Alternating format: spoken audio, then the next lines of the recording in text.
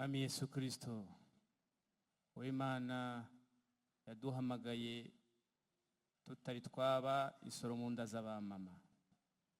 Ni wowe duhamagaye aka kanya kugira n'ubundi ukomeze utugirire neza. Imirindi yawe turi kuyumva hano, kandi impumuro yawe iri aha ngaha, kandi ibyo umaze kutubwira nabyo ni byinshi, turabigushimiye. Ariko kuko uri Imana ibikeneye kutubwira, ikatuburira, ikanaduhugura, ni nayo mpamvu umugaragu wawe ugiye kumunyuriramo, kandi n'umunyuriramo arahaza kwifuza kwacu. Uraza afite ikibazo arataha cyashubijwe, kuko n'ubundi harimo watangiye gusubizwa n'iteraniro ritari ryarangira. Tumushyize mu biganza byawe, Mwuka Wera namubeho, kandi twebwe twese ufungura amatwi y'umwuka, twumve icyo umwuka ashaka kuvugana natwe, mu izina rya Yesu Kristo, amen.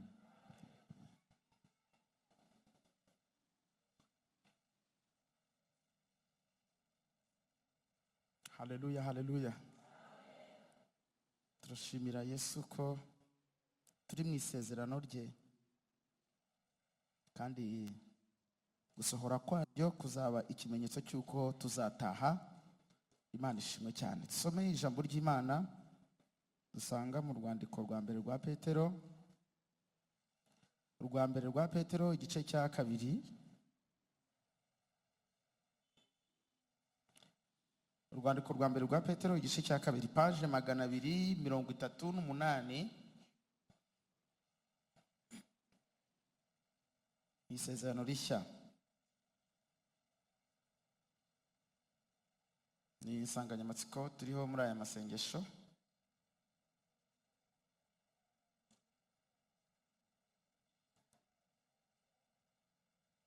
Urwa mbere rwa Petero 2, dusome duhere ku murongo wa 9. Ariko mwebweho muri ubwoko bwatoranijwe, abatambyi b'ubwami, ishyanga ryera, abantu Imana yaronse, kugira ngo mwamamaze ishimwe ry'abahamagaye, ikabakura mu mwijima, ikabageza mu mucyo wayo witangaza. Mwakire neza ijambo ry'Imana. Iri ni ijambo ryavuzwe ryerekeza ku ibuye rizima kandi n'ishyanga ryera. Iryo buye rizima ni Kristo wavugwaga aha, kandi ngo ryabaye ibuye n'urutare rugusha, ngo abantu barisitayeho ngo banga kumvira ijambo rya Kristo. Ariko hano turabwirwa ngo ariko twebweho twabyemeye, twabyakiriye. Riratubwiye ngo turi ubwoko bwera, turi n'abatambyi b'ubwami, kandi ngo turi ishyanga Imana yaronse, ngo kandi kugira ngo twamamaze ishimwe ryaduhamagaye. Iyi niyo nsanganyamatsiko turimo tuganiraho muri iyi minsi, kandi dufitemo umugisha mwinshi, kuko Imana iri kuduhishuriramo byinshi kugira ngo tubashe kugubwa neza.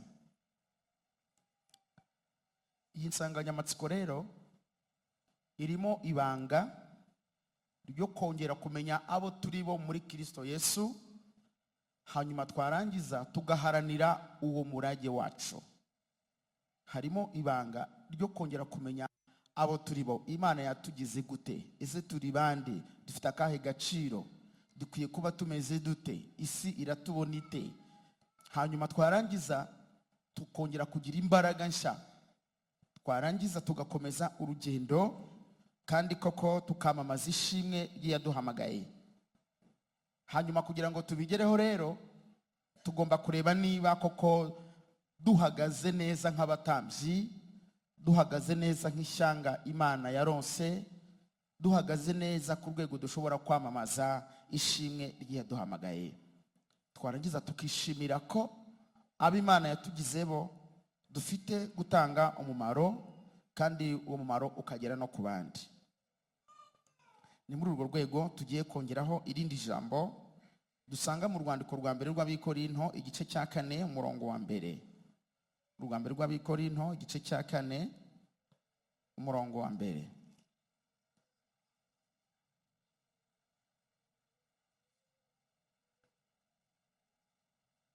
turasoma urugambiro rw'Abikorino igice cya 4 umurongo wa 1 ndetse n'uwa 2. Harashimangira rwose ino nsanganyamatsiko yacu. Haravuga ngo nuko rero abantu bajye badutekereza yuko turi abakozi ba Kristo n'ibisonga byeguriwe ubwiru bw'Imana, kandi ibisonga bishakaho ko biba abanyamurava. Nuko rero abantu bajye badutekereza ko turi abakozi ba Kristo n'ibisonga byeguriwe ubwiru bw'Imana, kandi ibisonga bishakaho ko biba abanyamurava, kugira ngo twamamaze ishimwe ry'iyaduhamagaye. Tugomba kuba turi abanyamurava. Nagira ngo dukomeze tureba icyo Imana ishaka kuvuga muri iri jambo. Murahuguka cyane, tujyane twese, kandi turakoresha imbaraga cyane zo kuba maso z'ubwonko kugira ngo hatagira ikiducika. Kandi hamwe namwe nanjye ubwanjye dufatanyije hamwe gusaba Imana ngo iduhishurire, iduhe igaburo ryera, ibyo ishaka kuduhera muri iri jambo byose bitugereho. Abantu benshi bariho bakijijwe barizeye Yesu, ariko ugasanga umuntu abaho ariko akangika ibintu byose bije bimukubitaho bigasa naho bimujyana aho bishaka. Ariko iri jambo riradufortifiya, riratubwira ko dukwiye kuba turiho tuzi neza ko abo turimo mu bumana tutari abantu basanzwe mu buryo bw'umwuka. Iyo umuntu yamaze kwizera Yesu ahindurwa umwana w'Imana. Uyu rero ntabwo aba ari umuntu usanzwe kubera impamvu zitandukanye turi burebe mu kanya. Ibi rero biraduhesha ibyiringiro bishya byo kuvuga ngo twe kurangara, dukurikirane iby'ingenzi bitugize, hanyuma ibyo by'ingenzi bitugize aba ari byo twubakiraho urufatiro rwo gukomeza kuba abo tugomba kubabo mu by'agakiza. Abo tugomba kubabo mu by'agakiza turabisanga mu rwambere rw'Abikorino 13. Niho dusanga abo tugomba kuba turibo, ibyo tugomba kwibandaho kugira ngo tube dukomeye koko. Umurongo waho wa 13 n'ubundi, urwambere rw'Abikorino 13 niho tugiye kureba ibintu by'ingenzi tugomba kubakiraho kugira ngo tube turi abantu koko bashyitse. 13 ku murongo wa 13 haravuga ngo ariko none hagumyeho kwizera n'ibyiringiro n'urukundo, ibyo uko ari bitatu, ariko ikiruta ibindi ni urukundo. Ibi bintu bitatu ngo nibyo tugomba kwibandaho, ubundi tukamamaza ishimwe ry'uwaduhamagaye. Mbibutse ko kwamamaza ishimwe ry'uwaduhamagaye nk'abatambyi, nk'ishyanga ryera, bigomba kuba ari ibintu twambo, ahubwo birimo ubuhamya, birimo amashimwe, birimo imyitwarire, birimo doctrine na discipline nk'abizera. Iyo tuvuze doctrine tuba tuvuze imyizerere shingiro yacu, twavuga discipline tukaba tuvuze imyitwarire tugomba kuba dufite kugira ngo twamamaze ishimwe ry'uwaduhamagaye. Dusanze rero tugomba kureba ibintu bitatu: kwizera, ibyiringiro n'urukundo, ngo ari byo bintu byonyine bisigaye dukwiye kwibandaho kugira ngo tubashe kwamamaza, tubashe kubaho tugaragara ko turi ishyanga ryera. Ibi bintu bitatu rero, kwizera, ibyiringiro n'urukundo, birajyana, ariko turasomye ngo ikiruta ibindi byose ni urukundo. Kubera ko tudafite umwanya munini twabirebera hamwe byose, cyakora dufite umwanya twarabirebye, ariko uyu munsi tugiye guca mu nshamake turebe urukundo, kugira ngo umuntu wese aze kuva hano avuga ngo ndumva ndi ishyanga ryera, ndumva ndi umutambyi w'ubwami, ndumva abantu bagomba kuntekereza ko ndi umukozi wa Kristo, kandi ndi igisonga cyegura ubwiru bw'ubwami bw'Imana. Ugende wumva wahindutse, wumva koko ukomereye muri iri jambo. Turareba rero urukundo. Urukundo ngo kuko ruhebuje byose kuba ingenzi.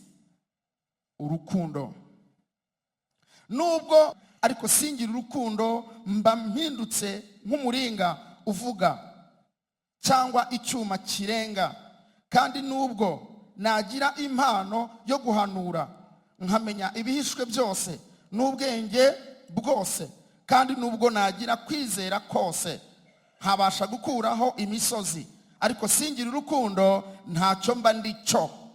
Murumva ko ari rwo rw'ingenzi. Kandi nubwo natanga ibyanjye byose ngo ngaburire abakene, ndetse nkitanga ubwanjye ngo ntwikwe, ariko singira urukundo, ntacyo ibyo abantu bibwira rurenze ibyo abantu batanga. Murabona ko habaho abantu bagaragaza urukundo kubera ibyo bakoze, gutanga ndetse n'ibindi, ariko murumva yuko urukundo ruri hejuru y'ibyo bintu byose. Ngo urukundo rurihangana, rukagira neza, urukundo ntirugira ishyari, urukundo ntirwirarira, ntirwihimbaza,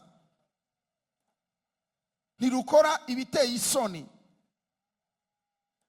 ntirushaka ibyarwo, ntiruhutiraho, ntirutekereza ikibi ku bantu, ntirwishimira gukiranirwa kw'abandi, ahubwo rwishimira ukuri. Rubabarira byose, rwizera byose, rwiringira byose, rwihanganira byose. Urukundo ntabwo ruzashira. Guhanura kuzarangizwa kurwaho, kuko tumenyaho igice kandi duhanuraho igice, ariko ubwo igishyitse rwose kizasohora bya bindi. Paul akomeza avuga ngo nkiri umwana muto navugaga nk'umwana muto, ngatekereza nk'umwana muto, nkibwira nk'umwana muto, ariko maze gukura mva mu by'ubwana. Icyakora none turebera mu ndorerwamo ibirorirori, ariko icyo gihe tuzarebana duhanganye mu maso. Uwo ni Kristo. None menyeho igice, ariko icyo gihe nzamenya rwose nk'uko namenywe rwose. Nibwo yakomeje avuga ngo ariko noneho hagumyeho kwizera, hagumyeho ibyiringiro, hagumyeho urukundo, ibyo uko ari bitatu, ariko ikiruta ibindi ni urukundo. Sa n'uwombeka amaso yawe mbanze ngusengere kugira ngo ujyemo neza. Humbeka amaso yawe. Mana ya Abrahamu, Isaka na Yakobo, ubwo mvuze ko uri Imana yo kwizerwa, ukaba Imana y'abantu baba ibitambo bidatera amahane muri Isaka, kandi ukaba Imana ya Yakobo, ukaba ari wowe ujya ugena umuryango uzakubaha. Aho niho hakomotse Kristo Yesu, natwe turamwizera. Aba bantu bawe baje mu rusengero, mu materaniro, ngo twumve icyo uvugana natwe. Uratubwiye ngo urashaka ko tugira urukundo, kuko ruzabyara byose, ruhebuje kuba ingenzi byose, nta na kimwe kitari mu rukundo. Niyo mpamvu tubanje gusenga ngo imitima yacu ibe imbibe nziza yo kwakira ubutumwa bwiza. Twanze gukora kose kwa Satani. Imbaraga z'umwijima turazirukanye, ibitekerezo bya kera turabyirukanye, imyumvire mibi turayirukanye, ubwoba turabwirukanye, gupinga turabyirukanye, kwibagirwa turabyirukanye mu izina rya Yesu. Ibibazo turabizapkanye, ibintu bwose zikurwa byanze. Twirukanye imbaraga z'umwijima izapfukirana abantu mu buryo bwari bwo bwose, zikurweho. Dutumbiriye kandi dufunguye amatwi kugira ngo twumve icyo uvugana natwe. Uduhe urukundo kandi uruduhera ubuntu, kuko wemeye ko utugirira neza. Uyu munsi icyubahiro kibi cy'Imana, ubwo ugendera bene data nanjye ntusige gukora kwiza kw'Imana kubane natwe mu izina ry'Umukiza wacu Yesu, amen. Ubundi kubwiriza, kwigisha, gukora imirimo y'Imana byose bisabwa kubikora mu buryo bw'umwuka, kandi ni intambara tuba turwana n'isi y'umwijima kugira ngo tubashe gusohoza iby'Imana ishaka. Haleluya. Ngo reba intambara ufite uziteranye n'iz'abantu bari hano bose bafite. Reba imyuka mibi kurwanya, urebe irwanya uwo mwicaranye, urebe irwanya abantu bari hano bose, urebe nayo ubu yakoze amateraniro yose ubu ngubu mpanganye nayo, kugira ngo itsindwe mu izina rya Yesu, maze ubashe kubohoka. Sana urambura ikiganza uhereze Imana icyubahiro, kuko yakuzanye hano kandi urabona ubwiza bw'Imana. Haleluya. Urukundo ruhebuje byose kuba ingenzi. dufite urukundo mu buryo bubiri.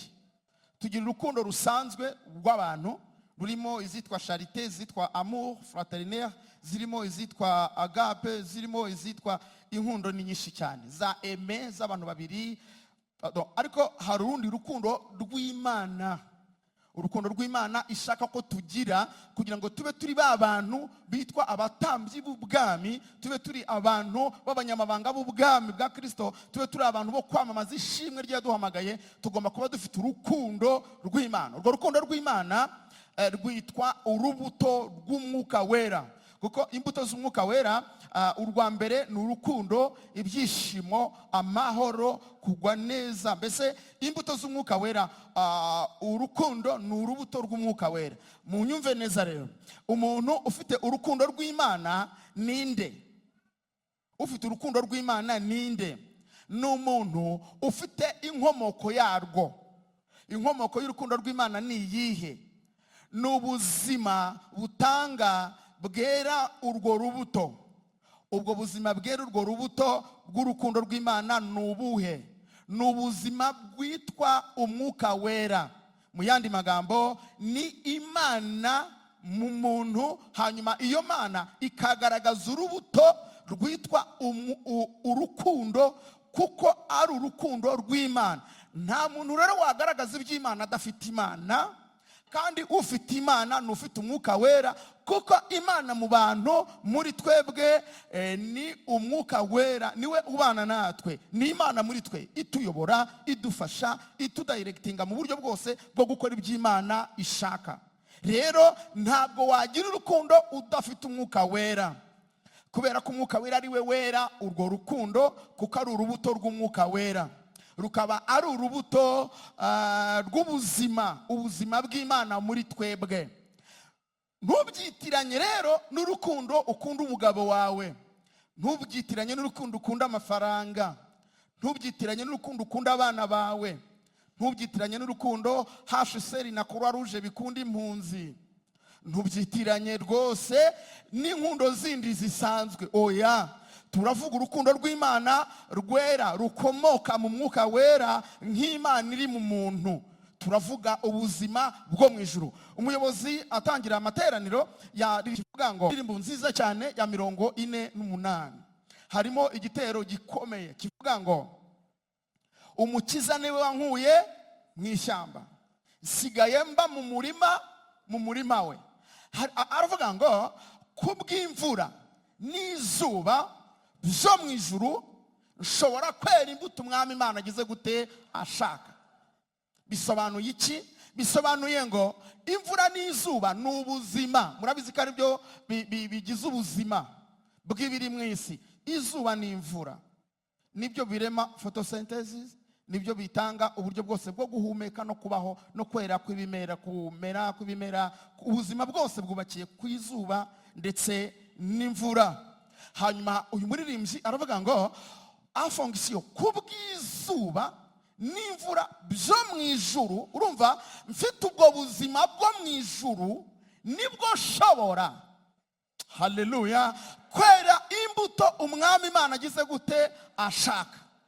Munyumve neza, ntabwo ari kubwo kuba nariye ifiriti n'umuceri, ntabwo ari kuba abantu bankomeye amashyi byatuma nera imbuto Imana ishaka. Oya, ni ukuba mfite ubuzima bwo mu ijuru, Imana ishimwe, bwitwa umwuka wera, nibwo nshobora kurespondinga, gutanga igisubizo cy'ubwo buzima mfite. Tukiri aha, nagira ngo ntukirenganye, ntukagire n'aburenganya mu bigendanye n'ibibasohokamo, kubera ko nta muntu watanga icyo adafite. Udafite ubwo buzima, imbuto zabwo ni umugani kuri wowe, kuko ntaho wakura urwo rubuto. Rugirwa n'ufite ubwo buzima, ufite icyo giti bayeho ubwo buzima, niwe ushobora gutanga urwo rubuto. Nabonye itorero tubayeho duhanganye ngo dukeneye ko abantu bitwara neza, ariko turapfusa. Twe gukenera ko umuntu atanga ibyo adafite. Kuki twakenera ko umuntu yitwara neza kandi ubuzima utanga urwo rubuto ntabwo afite? ahubwo mbere yo guhangana n'umuntu ngo ntakwereye imbuto cyangwa dukeneye ko abantu bitwara neza, tubanze turebe niba bafite ubuzima butanga izo mbuto. Reka ne kwihuta cyane. Nagira ngo umuntu wese yitekerezeho, ufite ubuzima bwo mu ijuru bushobora kwera imbuto zo mu ijuru? Ufite ubuzima bwo mu ijuru, ufite umwuka wera, Imana iba muri wowe, irakuyobora, irakubwira, iguha gahunda, ikwereka ibintu byose, ku buryo umuntu wagukeneraho ubuzima bwo mu ijuru yabugusangana. Niba udafite ubuzima bwo mu ijuru, wikwirirwa wirenganya ngo ntukora neza, ahubwo ntako utagize, wowe ukoresha ubupfura, ugakoresha umuco w'iwanyu.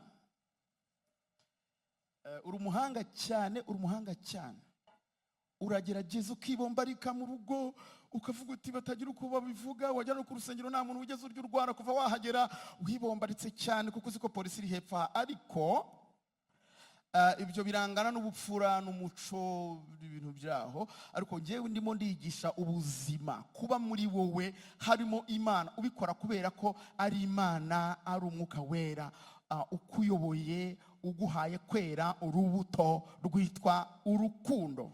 Abantu benshi rero bitiranyije urukundo n'ibikorwa by'urukundo.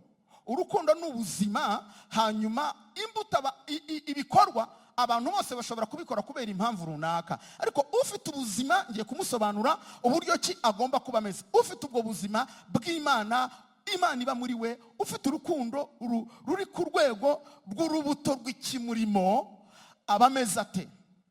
Urukundo rw'Imana ni urukundo rutagira kondisiyo. Twasomye ngo rubabarira byose.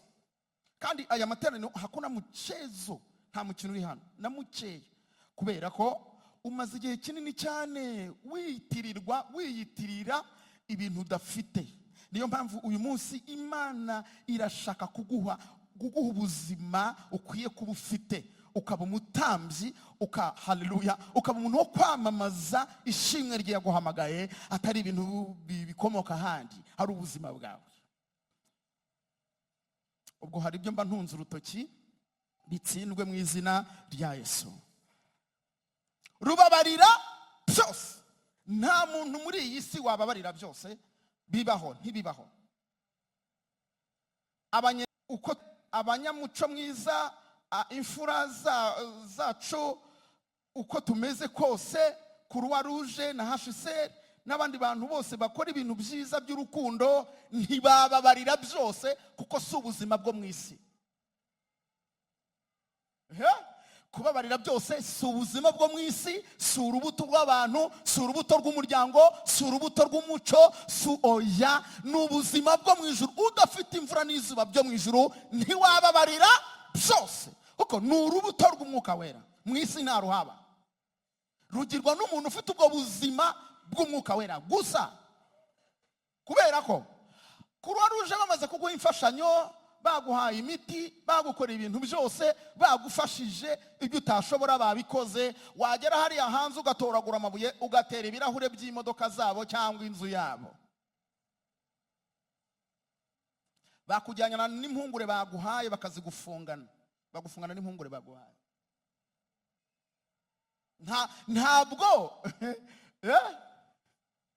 Ntabwo bakubarira ku bintu bingahe byose, ntibakwihanganira kuri bingahe kuri byose.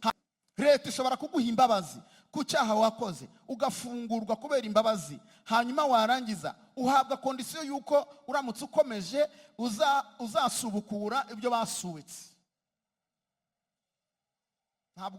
Nta bintu by'imikino hano mu isi. Kubabarira byose, kwihanganira byose, ni urubuto ruva mu ijuru, rutakomotse mu buzima bw'umwuka wera ntarwo wagira.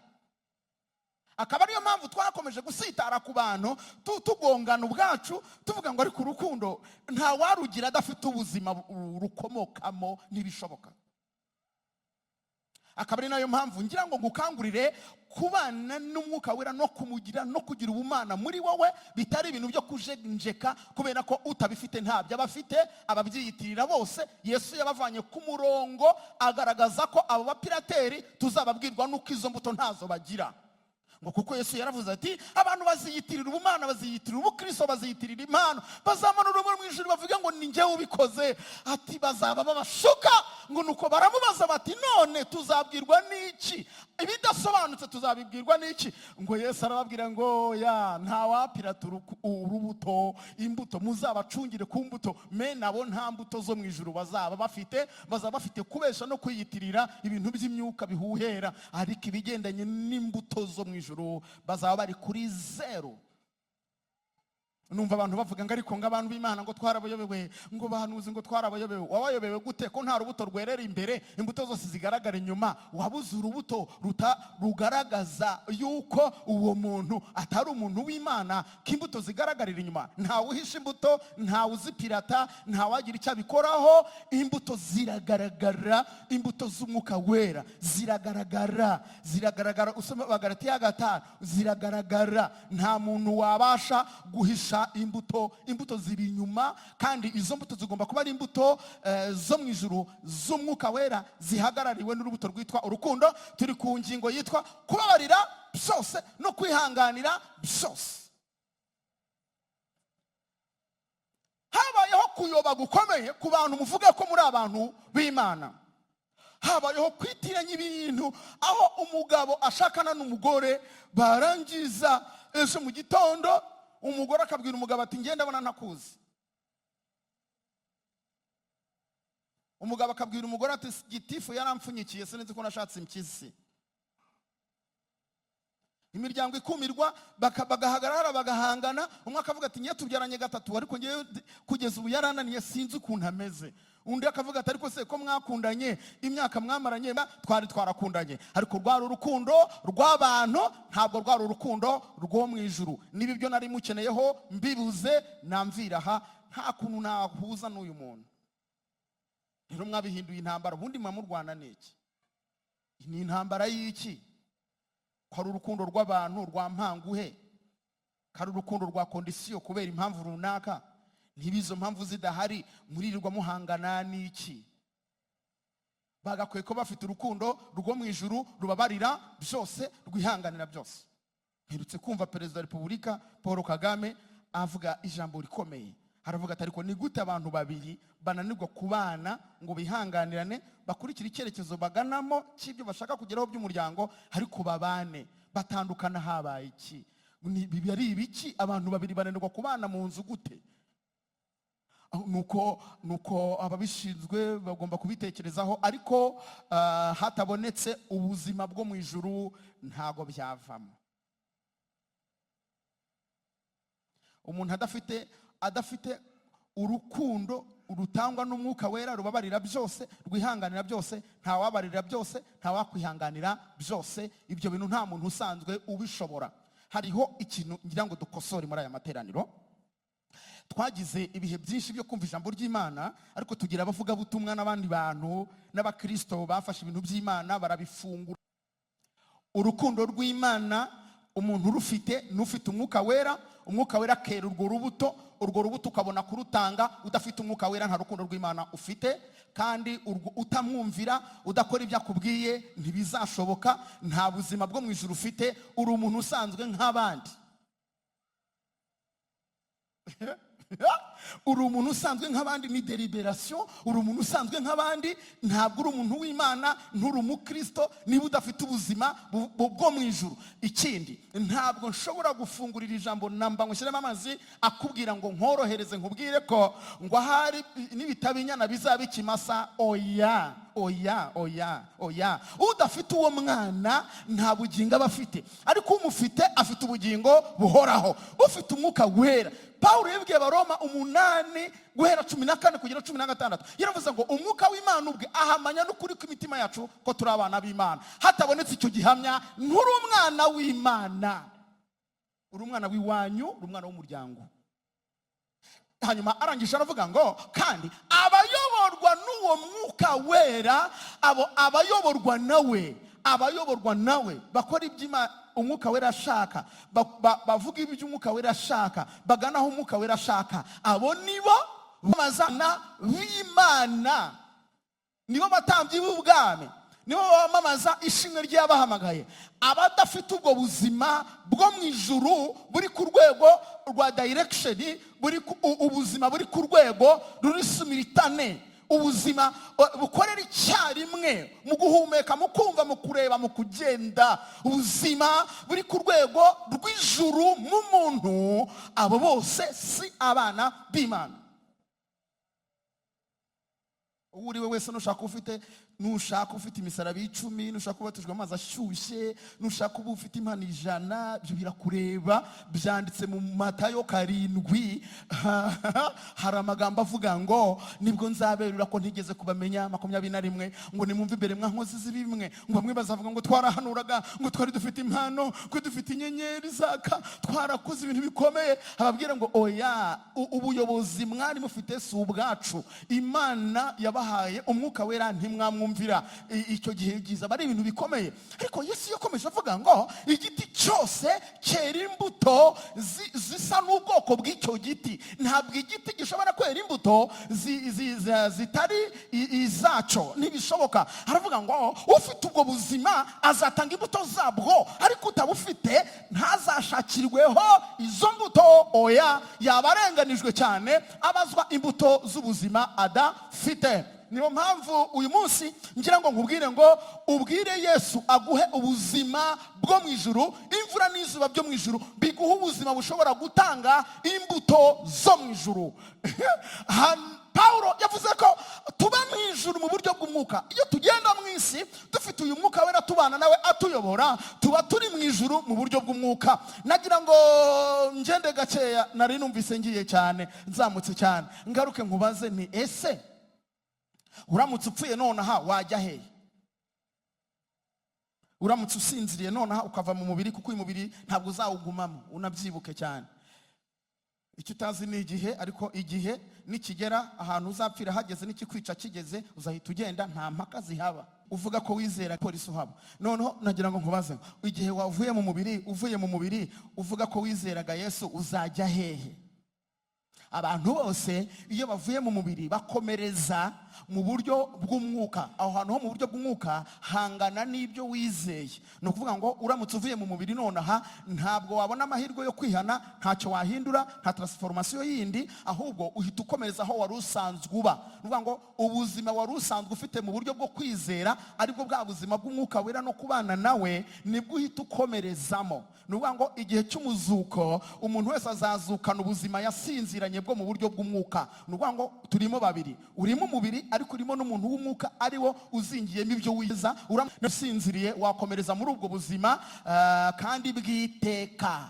Ntabwo uramutse upfuye nonaha wabona izindi mpinduka zindi. Oya, numvise abigisha bananiwe bavuga ngo ngiye ab'impande ari kuzavuga ngo abantu bari mu rusengero ngo bagenda. Ntaho wajya udafite ubwo buzima, n'ubundi ntaho wajya nushaka uzaba uri hehe. Ahubwo ubwo buzima ugomba kuba ubufite, waba uri mu nzira ubufite, uri mu isoko ubufite, uri mu rugo ubufite, uri mu bigeragezo ubufite, uri mu bibazo ufite ubwo buzima. Aho uri hose ufite ubwo buzima, nuva mu mubiri uzabukomerezamo, kuko burangana n'ijuru umuntu akiri mu isi. Niko Paulo yavuze, aravuga ngo tuba mu ijuru, dufite ijuru mu buryo butaboneshwa amaso, kandi iryo juru rirareta, rigatanga umusaruro. Iryo juru, haleluya, riraramukwa. Iryo juru rirazwi, rironsa, rironka, riranyeganyega. Urifite agira ibimenyetso by'uko rihari, araryumva. Haleluya. Aba ameze nk'umugore utwite, iyo umwana yonka urabyumva, umwana ari muzima urabyumva, atapfiriye mu nda ubyumva.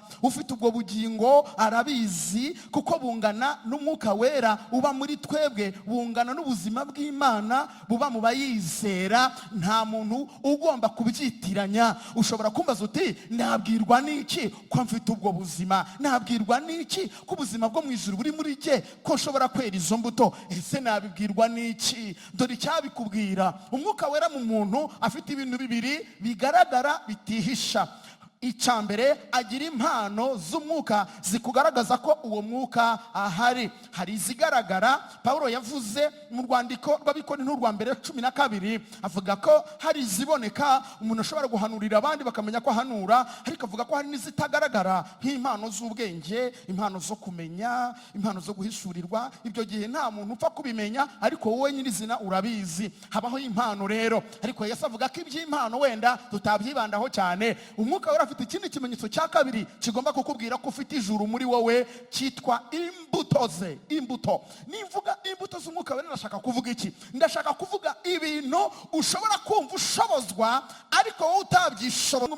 Ndashaka kuvuga ubuzima ushobora kubamo, ushobora kugira ibyo ushobora iwanyu nta n'umwe ubishobora mu maraso y'iwanyu, mu gisekuru cy'iwanyu. Ndashaka kuvuga imbuto z'umwuka wera ni ukuntu ugeraho ukumva nawe hari ibintu warenze, hari ibintu ushobora byiza gukora, hari ibintu by'Imana bikurimo. Babyita ubuntu bw'Imana. Nicyo bita ubuntu bw'Imana. Ukumva hari ubuntu bw'Imana bwakujeho, ukabona ntukora nk'uko iwanyu bakora, ukabona ntumeze nk'abandi, ukabona hari ibyo wihanganira, ukabona hari ibyo wirinda ukabishobora, ukabona hari ibyo wahuzwe kubera yuko buriya mumaze iminsi myinshi. Iyo ndi kuvuga ngo mumaze iminsi myinshi, buriya mba ndi kubatunga urutoki ku rwego rukomeye cyane, mbabwira ubuyobe mubamo.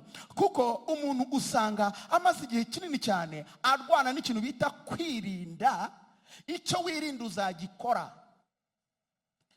icyo wirinda uzagikora. Ariko icyo wahindutseho, icyo wahuzwe kuri cyo ntushobora kugikora. Mu yandi magambo, ibyo wirinda uhora ubyirinda, nihaboneka uburyo, hakaboneka igihe ugafatirwa ahantu, hakaboneka imbaraga, hakaboneka impamvu ikurusha ubushobozi, icyo wirinda uzagikora. Ariko nuba warahindutse, warahuzwe kuri icyo kintu, ntiwagikora. Aho kugikora waruka.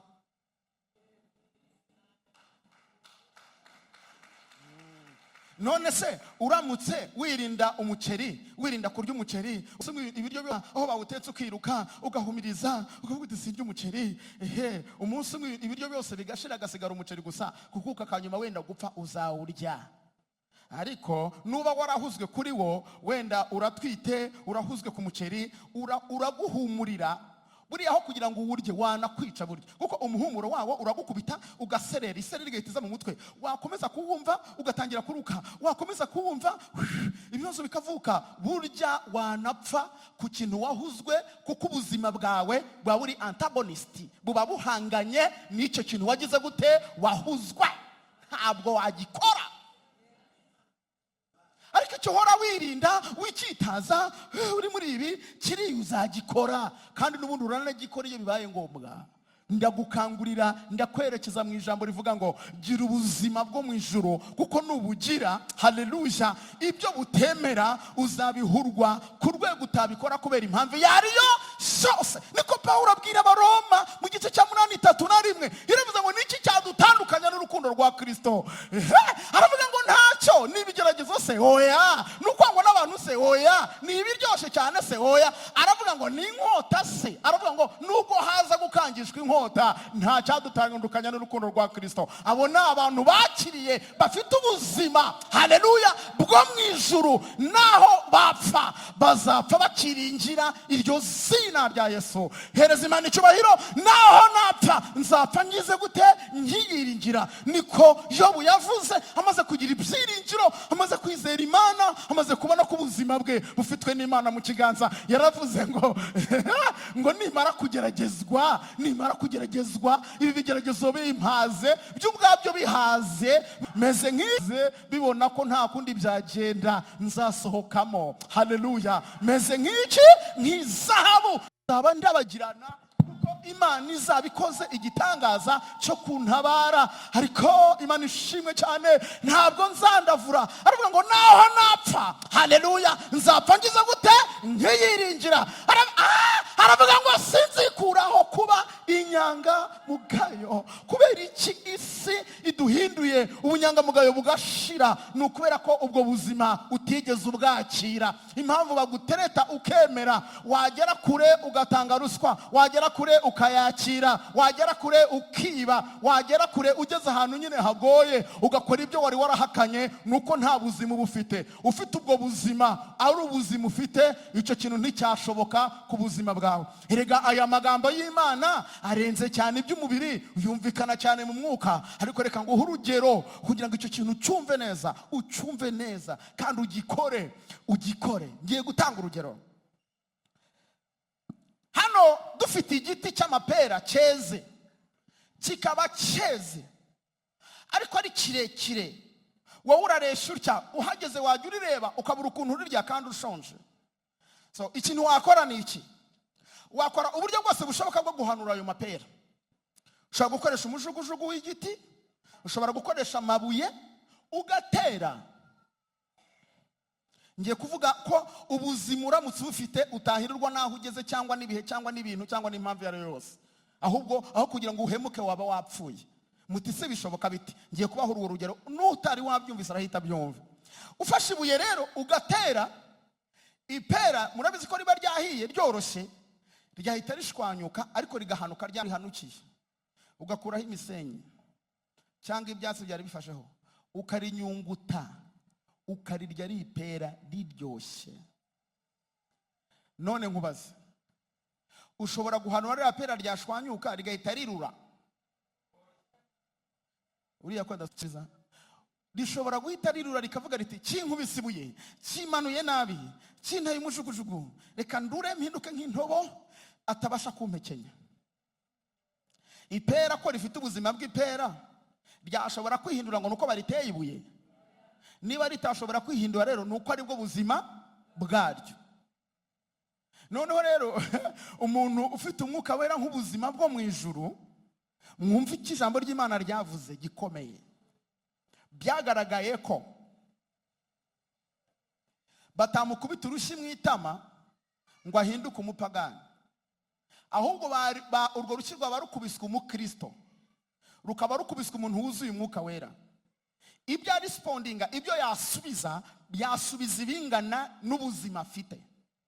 Hari urugero rw'urufatiro rwitwa Stefano, ngo bamutera amabuye baramuzahaje, arababara agera ku rwego rwo gupfa, ariko ngo arararama areba mu ijuru. Mu yandi magambo arahishurirwa. Ntabwo ari ukuvuga ngo yarebye hejuru ngo abona hejuru hakingutse. Arahishurirwa, arabikurura, arahishurirwa. Ahishuriwe ngo abona Kristo ahagurutse agira ngo amutabare, ngo aramubwira ngo ngufashe iki? Ngo nuko Stefano aravuga ngo uramenye Mwami Yesu, ntugire icyo bakoraho. Ibyo bakora ntago bagize gute babizi, ubababarire.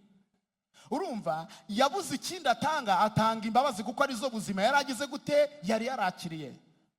Niba yari umusinga cyangwa yari umuzigaba cyangwa yari umwungura cyangwa yari umutsobe cyangwa yari iki, ntabwo yigeze agendera kuri ibyo ngo ntaye wacu watewe amabuye, ahubwo yasubije ibingana n'ubuzima bwa hehe bwo mu ijuru, atanga ibingana n'ibyo yakiriye. Aravuga ngo Imana igire gute, ibababarire. Abababarira mu buryo bwose, yihanganira byose, yuzuye umwuka.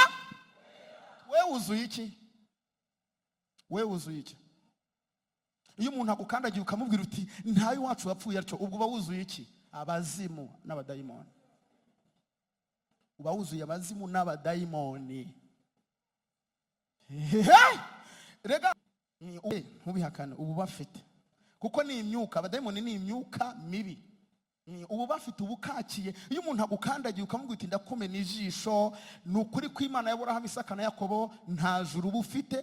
Ijuru rirahumeka, rirumvikana. Ijuru n'ubuzima, n'ubuzima. Niko Yesu yavuze, aravuga ngo niba gukubita urushyi mu itama rimwe uzahindurire mu rindi useka ukeye, niba kwaka umukenyero ubakubite n'umwitero bigendere, niba kwaka igikingi bakwambuye isambu cyangwa ikibanza ubahereze n'icyo wari usigaranye kugira ngo udatakaza ubugingo. Ibyo bikuri kure, urabyakira uyu munsi, n'utabyakira nta bugingo uzabona.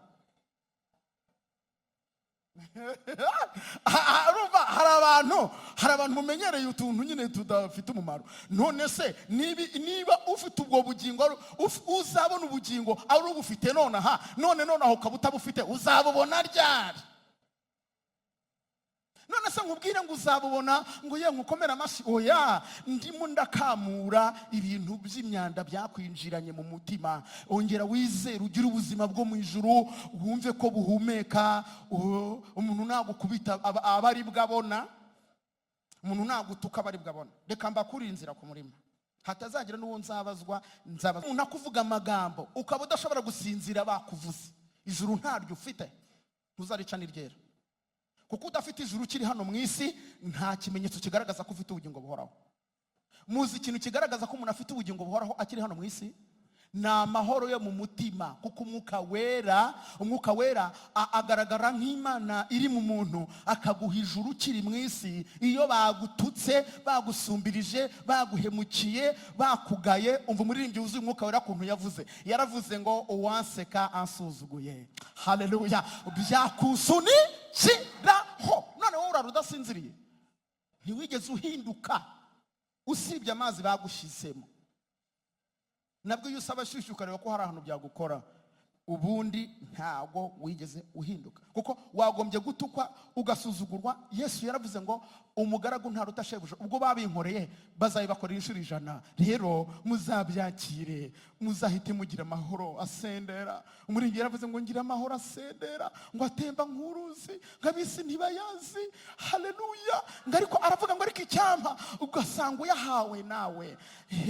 Aravuga ngo nta mahoro tukiri mu isi, nta mahoro, nta juru tuyagira iyo twuzuye umwuka wera. Niba urara udasinziriye bakuvuze, nta juru ugira.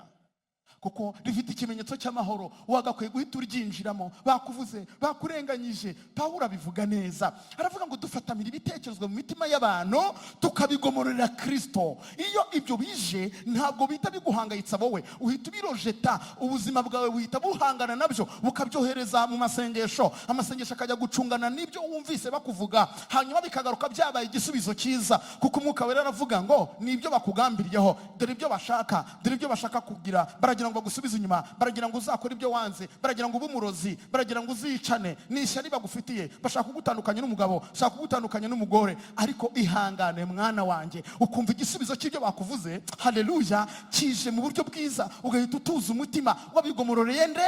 Kristo. Kuko ibyo bakuvuga mu isi y'umwuka 100% biba bingana n'ukuri. Niba bavuze yuko wibye utarigeze wiba na rimwe, byavuzwe n'abadayimoni bashinzwe kwiba. Nubihakana udasenze, mu mezi 3 uziba. Kuko bavuze ibyo bazi.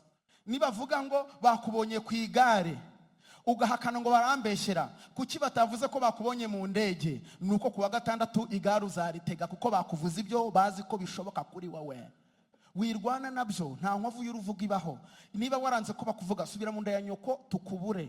Uri muremure tuzabivuga, uri mugufi bigomba kuvugwa, uri umukene birazwi bivugwe, uri umutunzi birazwi bivugwe, wambara neza birazwi bivugwe, wambara nabi birazwi bivugwe. Nidushaka tuzakwita Rayon Sport kubera akajakete k'ubururu n'umweru horamo, nidushaka tuzakwita Kiyovu cyangwa tukwite APR bitewe nuko ariko konyine ufite. Ibyo tubifitiye uburenganzira. Wowe rero niba uri umuntu ufite ijuru muri wowe, ibyo bintu byishimire cyane. Uvuga uti nibura nanjye nabonye izina. Hari se ko bahita kwa Rubangura, si kubera inzu ya Rubangura ihari. Harase ko bahita kwa Makuza, si kubera inzu ya Makuza ihari. None nawe tukwita Rayon Sport kubera ko wambara agapira k'ubururu n'umweru ariko konyine ugira. Ibyo bintu wabyakiriye se ukaba reference, tukaba tuvuga tugiye kwa Rayon. Tugiye kwa Rayon. Tugiye kwa Rayon. Aho kugira ngo ibyo bintu bikwambura ijuru ugenda uhekenya amenyo, barakuvuga se barakubeshyera, barakuvuga nyine. Byakire hakiri kare, bihinduka ubuzima, ukomeze icyerekezo cyawe, naho iyo ntambara urwana ntuzayitsinda, bizakujyana ikuzimu gusa. Kandi wari umwana w'Imana. Emerera umwuka wera aguhe kwihanganira bingahe byose, wakira impinduka hakiri kare utarakira ibikomere. Kuko ibikomere ufite wabitewe nuko utihanganye hakiri kare, ubiterwa nuko utakiriye impinduka hakiri kare. Kuko iyo umuntu akubise umutarimba ku makaro araturika, ariko uko nimba kuri kawucu cyangwa se kuri matora cyangwa se ku ipine y'imodoka uridunda. Uko niko abantu bose bakiriye kwizera, bafite umwuka wera muri bo, babasha, haleluya, guhangana n'ibikomeye. Niko Petero yavuze ngo abantu bizera iryo jambo ngo rirushaho gukomera, haleluya, rirushaho kugira gute? Gukomera. Aravuga ngo muzaba mugize neza nimugira gute? Nimuryitaho, ngo kuko rimeze, haleluya, hitabaza rimurika hacuza umwijima ho mu w'umuntu aravuga ngo kandi bikesha ijoro, aravuga ngo kugeza aho inyenyeri yo mu ruturuturu izabandurira mu mutima w'umuntu rizaba rikigaragaza ibimenyetso by'uko Imana iri kumwe nawe. Bakuvugira i Kigali uhinduke elasitike kweduka, bakuvugireyo. Bakuvugire i Rusizi kweduka, bakuvugire i Rubavu kweduka, hose ugereyo bakuvugireyo. Bazaruha ugaruke hano ukomeze ubuzima bwawe, uko elasitike nticika, propriete elasticite ntizicika. Ibishoboka naho nukomeza kubyitaho, ukabyikorera, ukikorera abantu, wikoreye abakuvuze, wikoreye abana bawe, wikoreye business, wikoreye ibiki byose, urumva ibyo ntuzabivamo. Sa n'ubika umutwe ugire gutya uvuga uti ndashyira hasi ibintu bya nta kigenda, ndumva nakwizera Imana kuko ibindi ni intambara yo kundushya gusa, kandi nzayitsinda kubwo kwizera. Hereza Imana icyubahiro mu izina rya Yesu, kuko Imana iri kumwe natwe. Erega ngo turi abatambyi, ntabwo turi abantu bo kuvunwa n'ubusa, bo kurushwa n'ibitari ngombwa. Ntukarwane n'ibitari ngombwa. Gira kwihanganira bingahe byose, gira kubabarira bingahe byose. Ariko kandi ndi kumwe n'abantu hano batari bakiri ku rwego rw'abizera, batari bakiri abatambyi. Niko nkubaze ni gute umukozi amena isahani ukamubabarira, agatwika umwana intoki ukamubabarira, akiba amafaranga ukamubabarira, umunsi umwe wasanga ifoka itogeje ku meza ukamubwira iti usuka n'agatebo kwa nyoko ndakwirukanye? Burya ntiwigeze ubabarira na rimwe, ibyo yakoze byose wagiye ubirundanya, nuko nta wundi mukozi wari ufite. Uri mubi,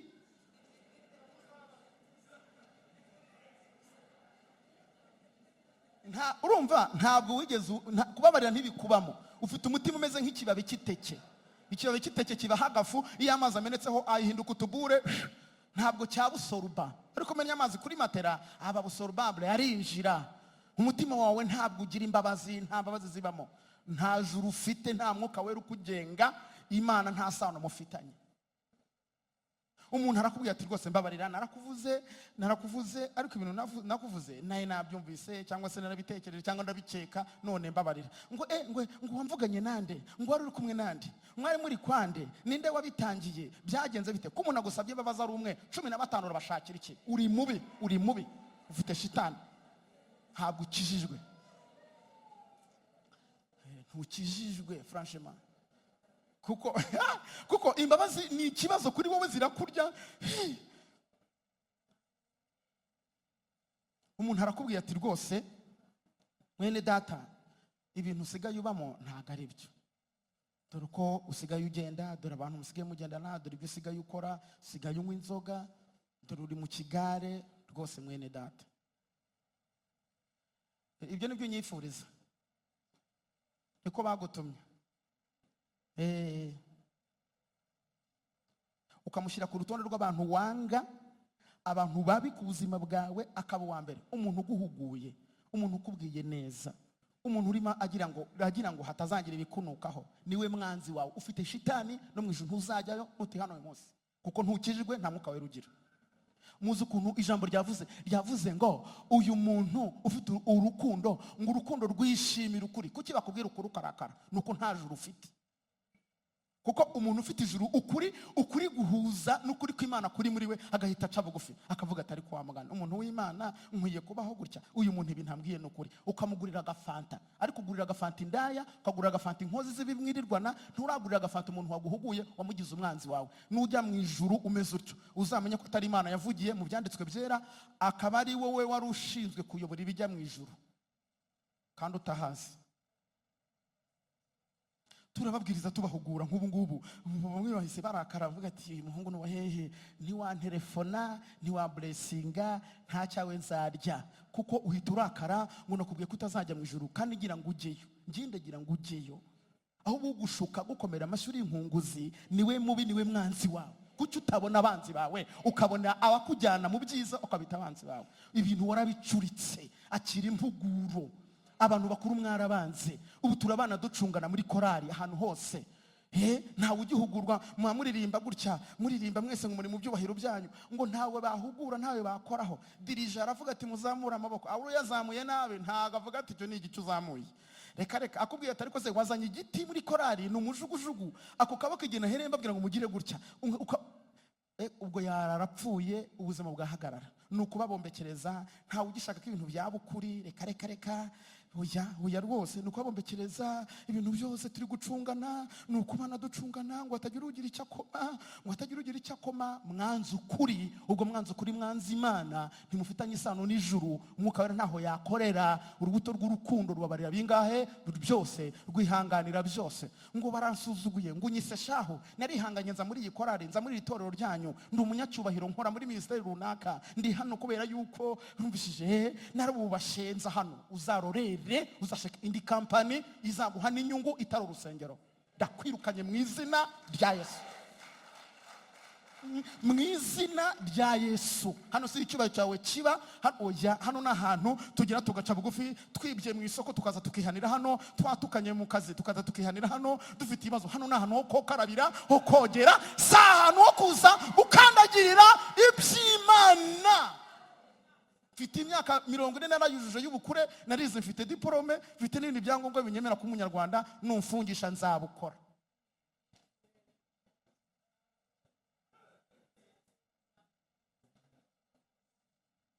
Ubu tubaho ngaho ibintu by'Imana tubikandagire, nta wakoma, nta wagira gute, ukuri kuda, umuntu mukuru atavuga, umuntu uzi ubwenge ufite inararibonye atavuga ati ibintu sibyo, reka abantu bose bashyize ku munwa. Turi mu rusengero hano, sa nikuzimu, hano ikozimura, hano hayoborwa n'umudayimoni.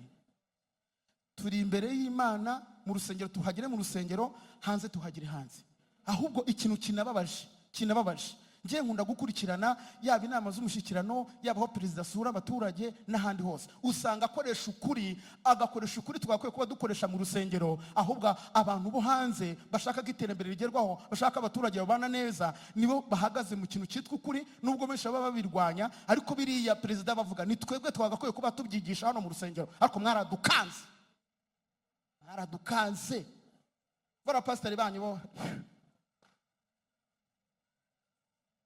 ntiyavuga, mwabageze abantu bacishwa ahangaha, ntawe uhugura, ntawe ugira gute, ni ukubombekereza, ni ukubabwira amagambo ayabara. Muzayabarire hano, bizakomeza gutyo. Mu ijuru ntabwo muzajyayo, kuko nta mibare iba mu ijuru. Mu ijuru habayo ubuzima bw'umwuka. Tuzagerayo twese turi mu mwuka, ntawe uzamenyana n'undi biramuririmbana ngo tuzabona, ngo duhoberane, nta kajagari, nta gakungu kaba mu ijuru. Twese tuzajyayo tureba Imana, ntawe uzaba agifite ubwenge busanzwe, tuzaba twizeye Imana, tuyihereza icyubahiro. Si aho guhoberanira, nta gakungu kaba mu ijuru. Ntabwo Imana niyo ishaka ko tuzayubaha, tuzahora turamya Imana. Ubu se mwigeze mwumva abamarayika bakora inama se? Baraziranye? Ubwo suzi ko Gaburiyeli aziranye na Ntuza? Ntibishoboka. Na Mikayeli nta nama bakora, ntibanaziranye. Ubwo se mwaramya Imana gute ucungana na Ntuza muri busohokane mu kanya ngo muri bujya ahantu? Oya, Imana niyo kubahwa. Uhita uhabwa kumenya Imana gusa, akaba ariyo wizera, ukajya uyiramya, wayikubita amaso ukavuga uti irera, ukongera ukabona irera. Imana irera, nta gakungu kazabayo. Aba wabuze ntabwo uzongera kubabona ngo bamenye. Tuzaba duhari, turi itorero ritaziranye mu buryo bw'agakungu, tuziranye mu buryo bwo kubaha Imana. Komera Imana amashyi mu izina rya Yesu. Yateguye uburyo bwiza bwo kuzahabwa icyubahiro ku bantu yaremye. Kuki mukazana hano mukazana agakungu gute? Agakungu kahaza gute? Turi abantu b'Imana, twese tugomba guhurira ku gukorera Imana. Ibitagenze neza tugasabana imbabazi, abavuganye bagasabana imbabazi, uwakomerekeje undi ukavuga uti nuko twari turi mu murimo w'Imana, hakabaho gusabana imbabazi, tugahuza umutima, tukagira urugwiro, amahoro akaza. Abantu bagahungira hano babuze amahoro iwabo, abo mu ngo babuze amahoro bagahungira ahangaha, ababuze amahoro hirya iyo bagahungira aha, abakoze ibyaha hirya iyo bakaza kwerezwa hano. None hano niho mwahinduye intambara. Hano ni ku rugerero se? Aha ni imbere y'Imana. Kizwa cyangwa umupagani, ibintu babarire birangire. Gira urukundo rw'Imana, babarira byose, wigira mbereka, ihanganire byose, wigira ibyo usigaza, kuko ari Imana iri kubikorera muri wowe, niyo ibigushoboza. Uyemerere iba Imana yawe ibane nawe.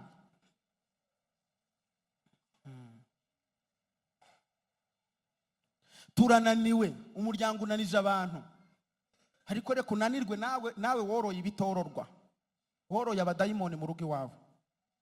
wowe uri umugore ushinzwe gukambya agahanga no gutuka abana no kubaha umurongo w'ibyo bakora, nta na rimwe ushobora gutunguka nijoro ngo ubegeranye uti bana banjye njya mbatuka nimumbabarire, ngo upfukame urire ubabwire uti bana banjye nimumbabarire njya mbakankamira mbagira ngo muzabana beza nimumbabarire sindi mubi simba ngira ngo mbangize, nawe naragututse ariko mbabarira, ngo usaba abana bawe imbabazi uhora umeze nk'intare. Bara n'abana n'iki ufite iki?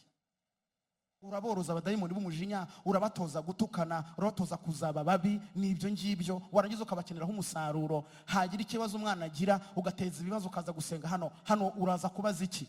Ko ari wowe wagoye kubasengera ukimara kubereka umutima mwiza. N'abana nabo uti namwe nimupfukame bana banjye, bati umwe ati ni ruyu bitera, undi ati n'uruyu bitera, bose uti ndabababariye bana banjye, ukabaha utuntu tw'utubombo cyangwa udukweto wabaguriye, abana bakishima bati dufite mama ukijijwe, dufite umuntu muzima hano mu rugo, ukabarambikaho ikiganza ugahera ku mukuru utindirukana abadayimoni b'imiryango n'akarande. Mwana wanjye ntuzangare, mwana wanjye ntuzishingire, uzubaka neza, uziga neza. Umwana ukamuha umurage mu ukarambura ikiganza kuwa kabiri, ukabikora uwo munsi wirije ubusa, ufite ibanga ry'icyo ushaka gukora, ukabirukanamo abadayimoni. Ubu wabasengera 5 abana bawe bajya kurangiza primaire ubasengera, bakazajya segonderi hari umudayimoni ubanukaho, ariko wowe ibyo waboroje wabahaye nibyo bafite.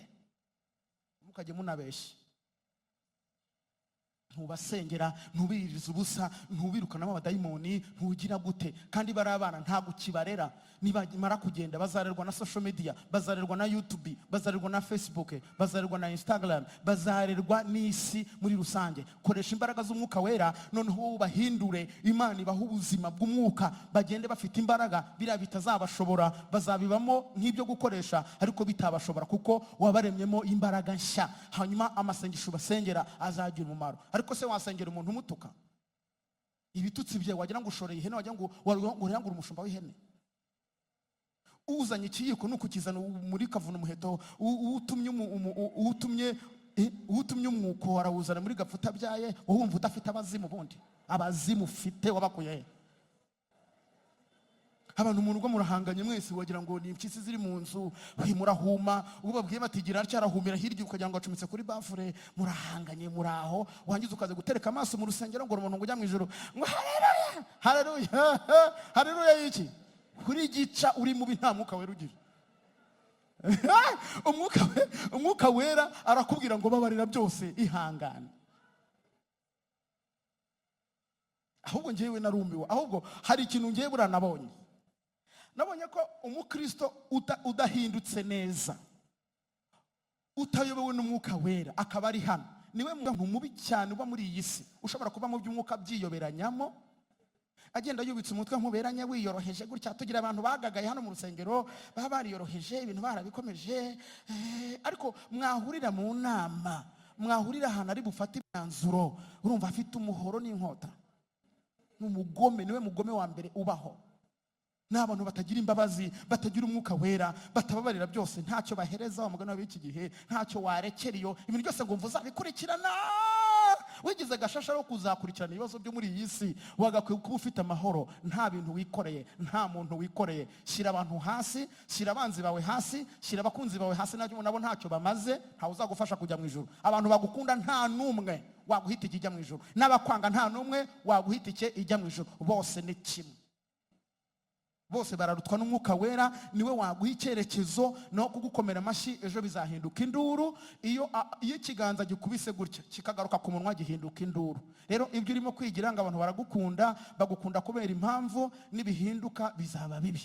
Umugabo bita Dawidi yagiriye imbabazi Shimeyi, yaramututse, amaze kumubabarira ngo Shimeyi aragenda, ariko ngo yamubabariye, ngo yamuzaniye amaturo n'ibintu byinshi, ngo abonye ko abantu baje benshi n'ibintu, ngo aramubabarira, aramubwira ati genda wibereho. Aramubabarira, yaramututse. Ngo ariko Dawidi abwira Salomo, aramubwira ati muhungu wanjye, uzakurikirana uyu mugabo bita Shimeyi, yarantutse, umusatsi we ntuzajye kuzimu ari uruyenzi. Uzana akoresha ubwenge, abwira Shimeyi ati wiyubakira inzu i Yerusalemu, ntuzahave. Amufungisha ijisho, ko yari yarababariwe, yamufungishiraga ijisho kubera iki? Imbabazi zawe nizo gufungisha umuntu ijisho, ngo yego, ariko ngo nzaba ndora. Uzaburora iki? Ni mu ijuru uzaburora, ni mu kuzimu. ngo arangije aramwica, kuko ngo nyuma uwo mugabo Shimeyi yananiwe gukora ibyo Salomo yamubwiye, ngo akurikirana imitungo ye yari yambutse, ngo yambuka akageze Kidironi, ngo birangira apfuye kuko yari yarafungishijwe ijisho kandi hejuru y'imbabazi yagiriwe. Umuntu akugiriye imbabazi agufungishije ijisho, ibyo ni ibiki? Uzi ko turi babi. Ngo nuko Dawidi ariko ngo hari undi muntu yagiriye imbabazi z'Imana, ngo aravuga ngo ntawe wasigaye w'umuryango wa Sawuli ngo mugirire imbabazi z'Imana. Ngo baramubwira ngo hari umuntu wasigaye, uwo Mefibosheti ngo wakonjonjotse ukuntu, ngo amugirire imbabazi z'Imana, basangira ku meza y'umwami, aramugabiriye ibintu bikomeye. Ariko kuko yaramugiriye imbabazi z'iki? Z'Imana. Iyi mbabazi wari ufite ni iz'abantu, gira iz'Imana. Wigira mbereka, wigira ibyo ukurikirana, ngo namwabariye ariko oya rwose. Ariko simbashutse ngo mugende ngo uwo wababariye niba yari yakuroze ukamubabarira ngo uzajye ujya kurya iwe. Singutumye ako gakungu azagumukwe nawe ubukwawe, ariko ugire gute? Umubabarire. Sinkubwiye ngo uzajye yagusubizamo ubundi, kuko kubabarira umuntu si ukumuhindura, kumubabarira si ukumuha agakiza. Ibyo n'Imana izabikurikirana, ariko wowe ugire gute? Ubohoke. Niko gahunda imeze. Ubohoke, ariko ureke ibintu byo guhora uhekenya. Amen. Ngiye gusenga, ariko nagira ngo mbabaze umuntu uri hano udafite umuntu yanga, narambura ikiganza. Udafite uwo yanga, rambura ikiganza.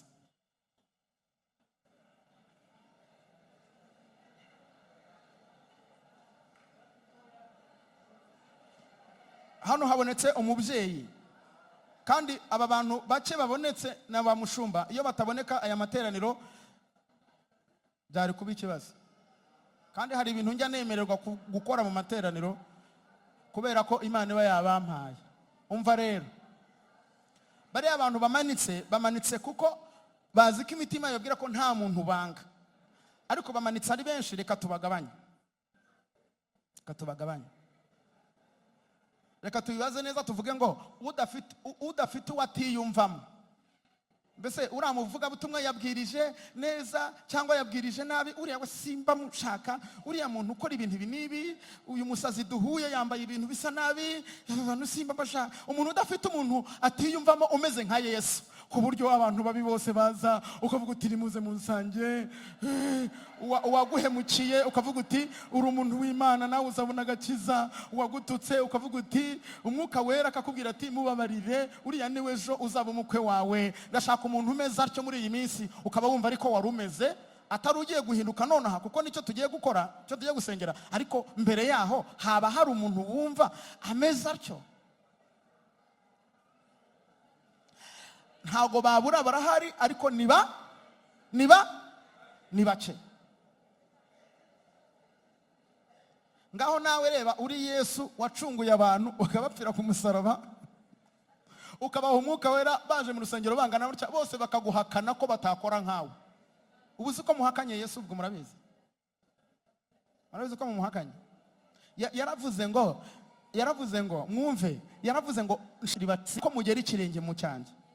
Umwanditsi wa Filipi igice cya 2, mwumve ijambo ribatsinda, igice cya 2 umurongo wa 5 haravuga ngo mugire umutima nk'uwari muri Kristo Yesu.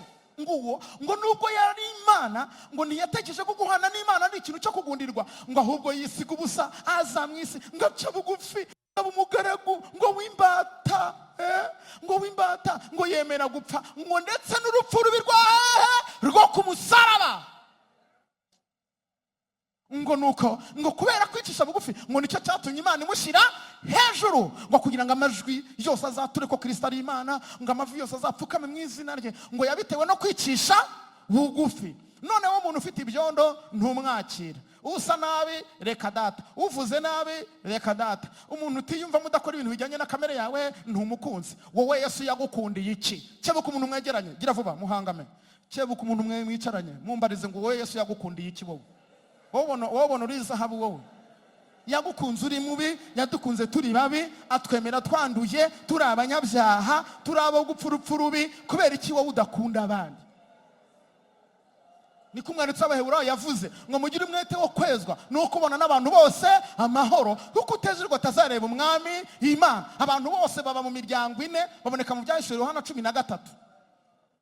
Abakene, abatunzi, ab'umudendezo, ab'imbata. aba bantu bose bari mu isi muri karase sociale, mu byiciro by'ubudehe. Ariko bamwe ntuwikoza, wigize shitani wowe, kuko shitani niwe urobanura abantu. Uyu munsi uraba Yesu kugira ngo use na Yesu, ukunda abantu bose, ubafate neza. Umuryango w'iwanyu ntuwikoza, ujya gutera inkunga abandi bantu, iwanyu bandagaye, ufite abazimu.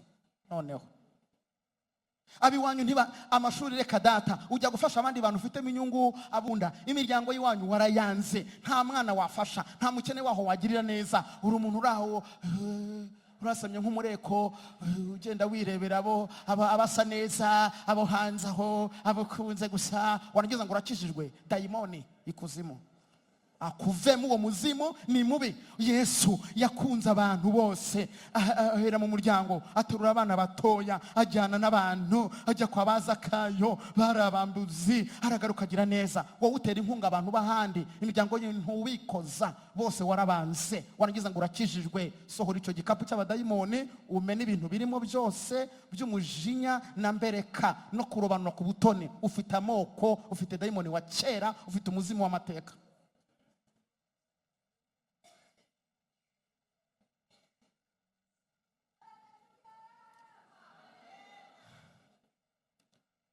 Haguruka dusenge, ubwira Imana ngo ndashaka kuba umutambyi, ndashaka kuba ishyanga ryera, ndashaka kuba ishyanga waronse mu bise by'amaraso yawe, ndashaka kwamamaza ishimwe ry'uwago ko wampamagaye. None mpindura mba umuntu w'Imana, nk'umwuka wera abe muri jye, kandi guhera uyu munsi wa none nkomezanye urugendo rujya mu ijuru. Sinshaka kuzarimbuka, naramenye izina ryawe. Nuko ugiye gusenga, usenge witabara. Ngiye sinagusengera, ni wowe ugiye kwisengera, ni wowe uzi amabi yawe. Ugiye kubwira Imana uti Imana naguhemukiye, mwuka wera, nk'ubu narindi mu bike koko. Wifate mu mugongo uvuga uti nk'ubu najyaga he, narindi mu biki, nagukoze ibiki, kuhora unyinginga, kuhora umbwira ko wangiriye imbabazi nkaba nanze kuzigira abandi. Ubu nge sindi mu bikoko, uhenge ku musaya, ubwire Yesu ngo mbabarira, sinzongera, mvugurura uyu munsi ngire neza, mbakana keza, mbakana kawe. Ndumva shaka nanjye kuba umubyeyi mwiza, naba umugore mwiza, naba umugabo mwiza, naba umusore mwiza. Abasore mwabaye babi muri gukungura, mwanza abakobwa musengana. Urava hano ukajya gushaka imahama, uririmbana n'umuntu amaze imyaka 35, uza amasezerano ye dayimoni kurimo ni yahe?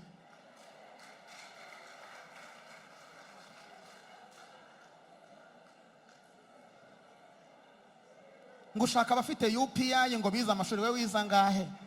Ngushaka abafite amafaranga, nta mafaranga abaho. Iyo umuntu afite umugisha, byose babikubiye mu mugisha. Watagangaje abantu, wanze gusohoza amasezerano y'abandi.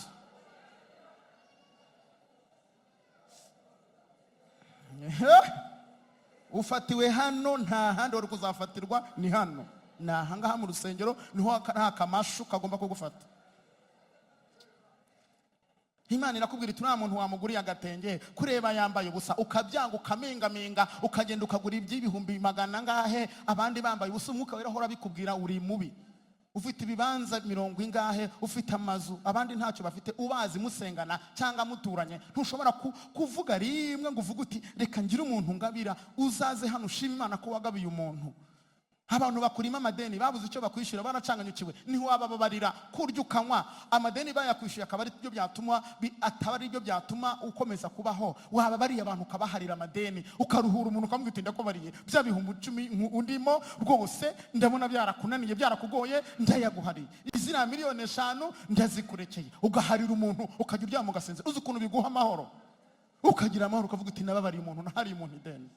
Murabona Yesu azasa nande muri twebwe? Ase nande? Agomba gusa nawe, agomba gusa nanjye. Ni ugomba gusa na Yesu, ni ugomba gusa na Yesu. Tukabohorora abantu, tukababarira abantu amadeni. Umuntu yarakwambuye, nakazi ke nashaka babishaka cyangwa atabishaka, gira ukuntu bohoka.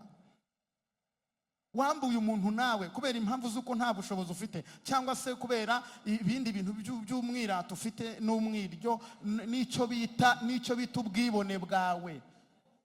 Urakaranga ifiriti urimo umuntu ideni, aho wariye idodo ukishyura 1/2. Ufite dayimoni nawe.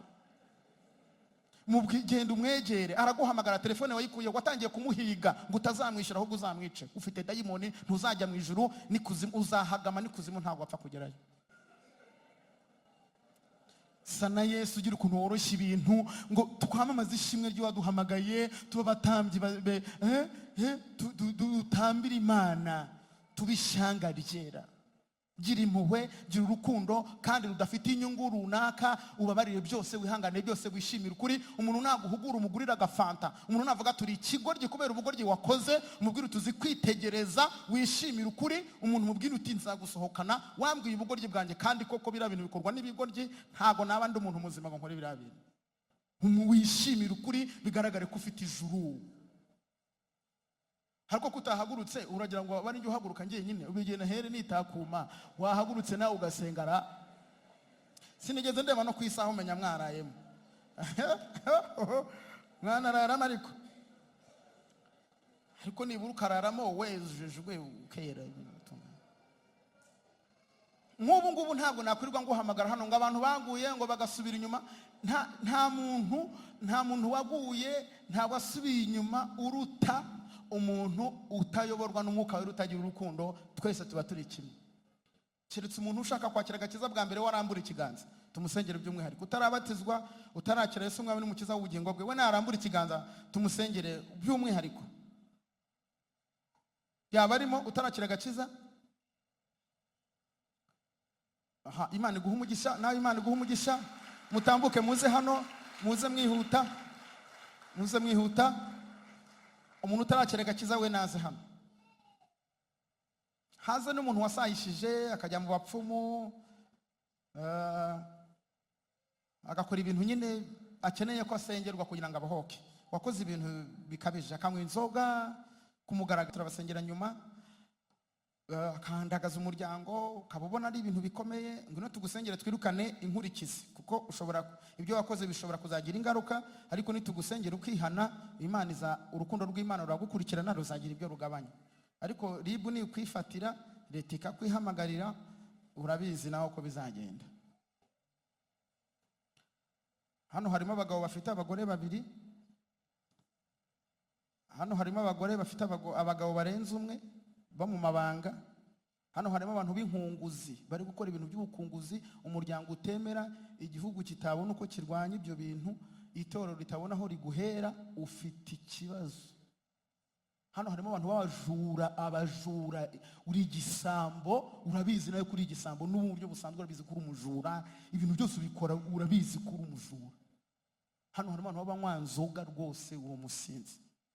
Abandondoye bo reka tubahe amahirwe, baza hano tubasengere. Umuntu uzi ko afite ibintu by'ibyaha bisayishije bikabije ukuntu, ukaba wumva nawe warabaje umwuka, urukeneye amasengesho, ngwino nawe uze hano tugusengera Imana. Kandi uko nguhamagaye ntuze ukagendera ku cyubahiro cyawe, ngo urazwi, ngo uri boss. Uri boss mu badayimoni, ntabwo uri boss mu mwuka wera. Uri boss kuzimu, ntabwo uri boss mu ijoro.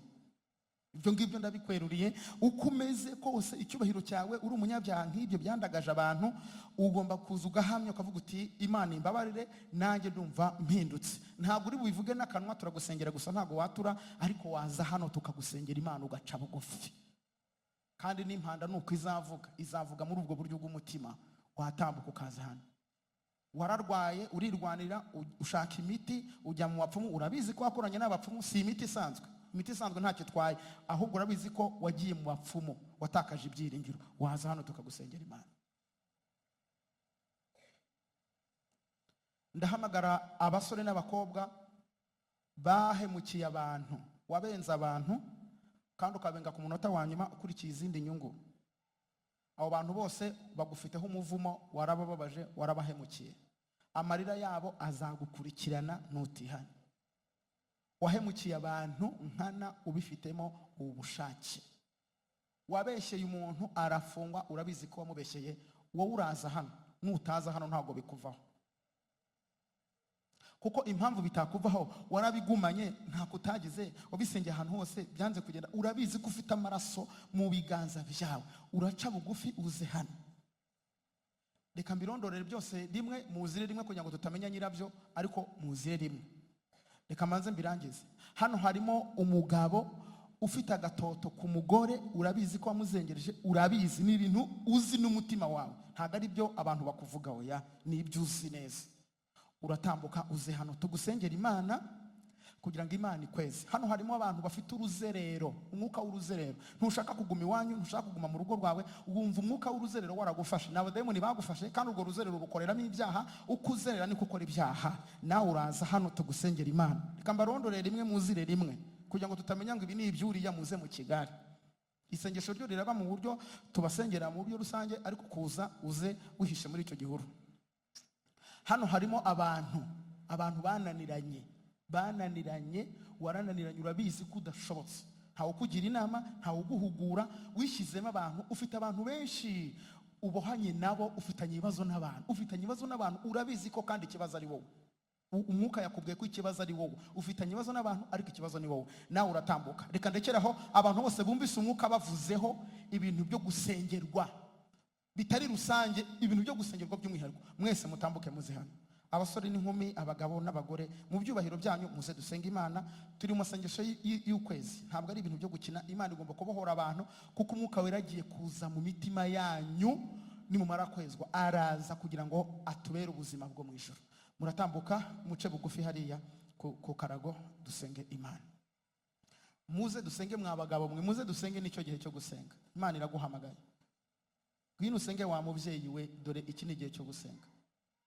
Urabizi ko ukeneye Imana kikubohora, ngwino dusenge. Kandi impamvu Imana iri kubahamagara ngo muze tubasengere, nuko Satani yaragiye guhindura icyuho ibyaha byawe kugira ngo abone uko akwangiza. Burya abarozi baguhiga, niba guca urwaho uri mu byaha bazagushobora, ariko iyo baje uri mu gihe cyo gukiranuka ntabwo bagushobora. Erega nawe wataye urugo rwawe, ntabwo ari uko uri muzima, nawe urarwaye. Tambuka hano tugusengera Imana, kuko guta urugo ntabwo ari ubuzima, ntabwo ari ikintu cyiza. Ngwino tugusengere Imana. Abantu mwese muhombeka amaso yanyu, dutangire gusenga.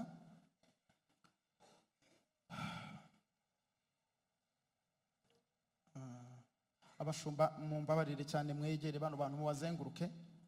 Amateraniro mwe mwicaye, mwe kunanirwa, turabasengera nyuma, tubanze dusengera ababaje hano. Abashumba babazenguruke, tubasengera Imana. Tubasengera Imana.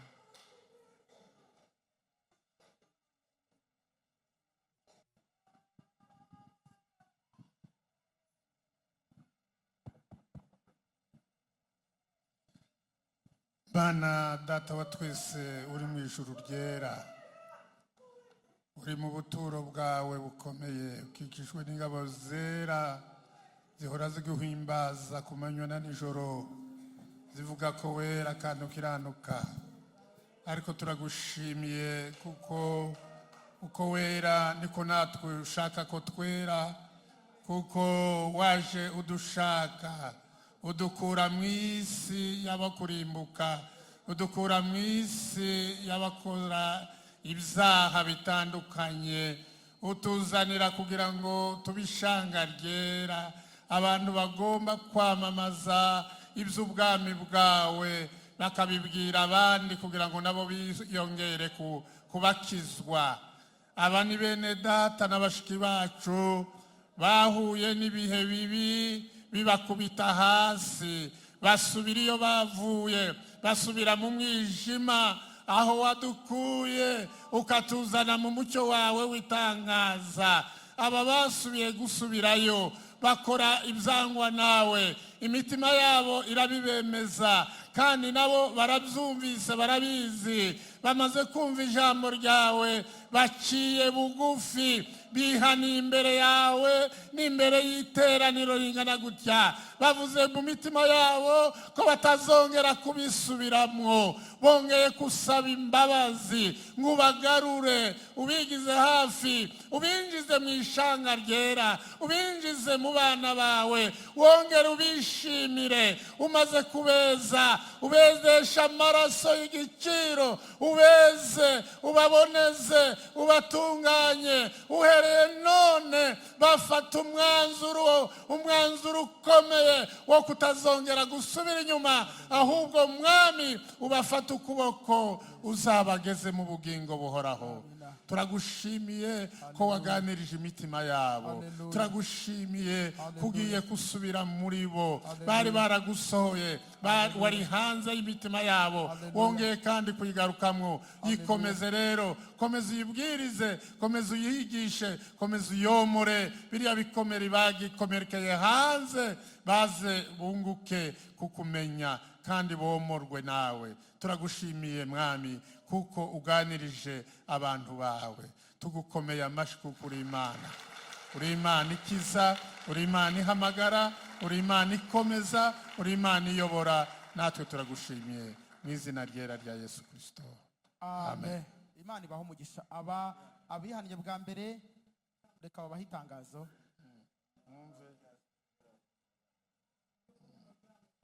Muce hariya kugira ngo babagire inama.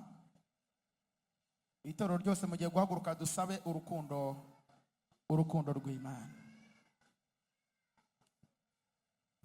Dusabe urukundo rw'Imana. Ubona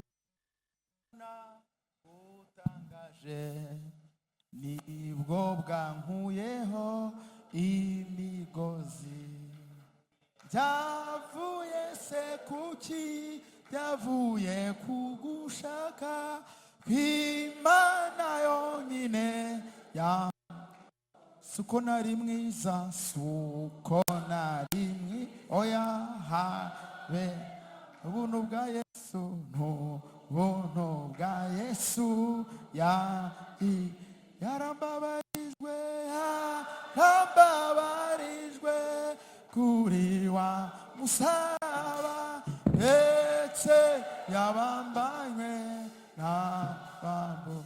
Yarambabarijwe, yarambabarijwe kuri wa musaraba, ndetse yabambanywe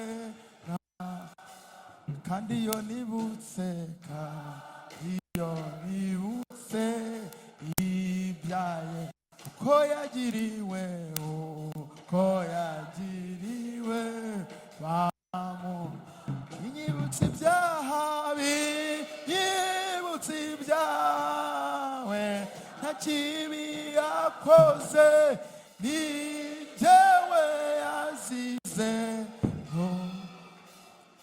Inyibutse ibyaha, inyibutse ibyawe, nta kibi yakoze, ni jyewe yazize.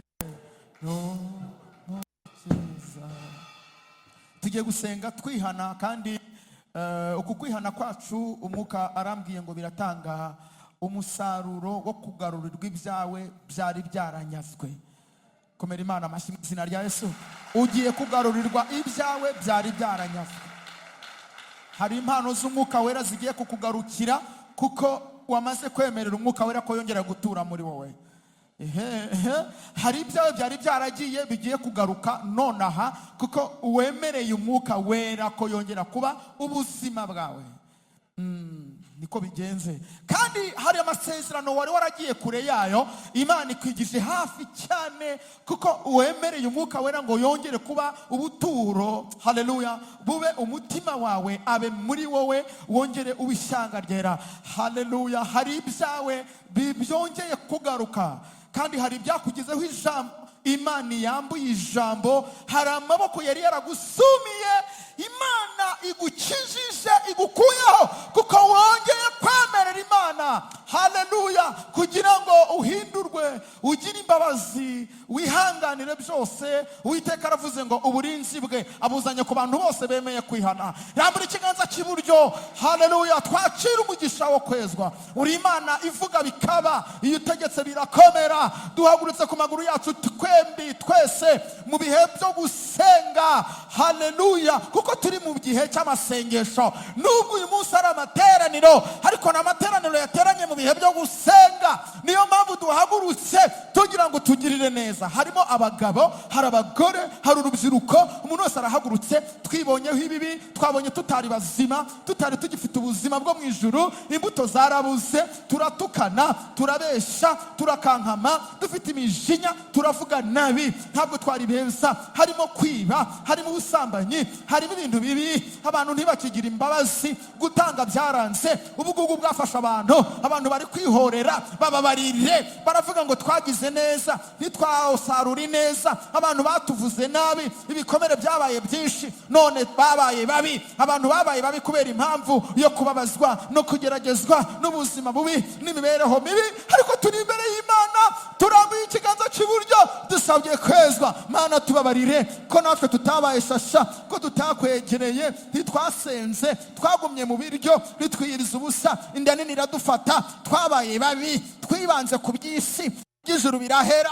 Tubabarire Mwami, utugirire neza, twibanze ku by'isi, iby'ijuru turabibura, tuyobana nabyo, dusenze twezwa, turasaba imbabazi. Uyu mukobwa mubabarire azabona umugabo, uyu mukobwa mubabarire azubaka urugo rwiza, Satani ntamugireho ububasha, namurekure. Uyu musore mugirire neza, ubwiza bwawe bumubeho, ntakagirana ibibazo n'Imana, ubuzima bwo mu ijuru bumuzeho, impano zawe zimuzeho, agire kurabagirana. Uyu mugore mugirire neza, mukureho icyangiro, dore abana baramwanze, abaturanyi baramwanze, kubera ko nawe ataragifite ubuntu bw'Imana kuri we. Mubabarire umweze, ubuntu bw'Imana bumugarukeho, abohoka, agira umugisha. Haleluya. Uyu mugabo nuko umweze cyane, maze agira ubwiza mu kazi, agira ubwiza muri sosiyete, agira ubwiza mu gihugu, kuko umugisha wawe umujeho. Mubabarire umweze, umutunganye, bimuhanyirize no gukiranuka, agira umugisha mu nzira, agira umugisha mu muhanda, agira umugisha mu baturanyi, agira umugisha mu bantu.